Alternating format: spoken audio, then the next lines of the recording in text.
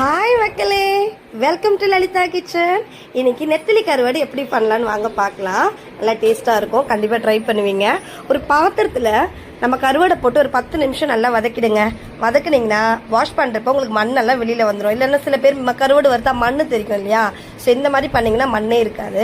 Wash பண்ணிவிட்டு masala item பார்த்துடலாம். மஞ்சப்பொடி, உப்பு, மிளகாய்த்தூள், அரிசி மாவு, காஷ்மீரி சில்லி, தேங்காய். மெயின் தேங்காய். இந்த டிஷ்ஷை நம்ம தேங்காயில் தான் செய்ய போகிறோம். கூடுதல் டேஸ்ட்டாக இருக்குங்க.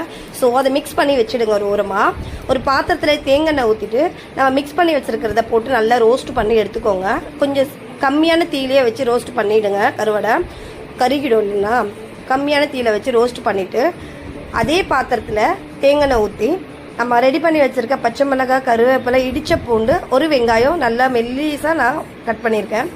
அதை போட்டு நல்லா ரோஸ்ட் பண்ணிவிடுங்க. நல்லா ரோஸ்ட் ஆகணும். வெங்காயம் மெயினாக நல்லா ரோஸ்ட் ஆகணும். அப்போ தான் இந்த டிஷ்ஷுக்கு நல்லா இருக்கும். அதெல்லாம் ரோஸ்ட் ஆனதுக்கப்புறமா நீங்கள் ரோஸ்ட் பண்ணி வச்சுருக்க கருவாடை அதில் போட்டுட்டு மிக்ஸ் பண்ணிட்டிங்கன்னா போதுங்க. ஒரு 5 நிமிஷத்தில் அருமையான ட்ரை ஃபிஷ் ரெடி ஆகிடுங்க. கண்டிப்பாக ட்ரை பண்ணுங்கள். நன்றி, வணக்கம்.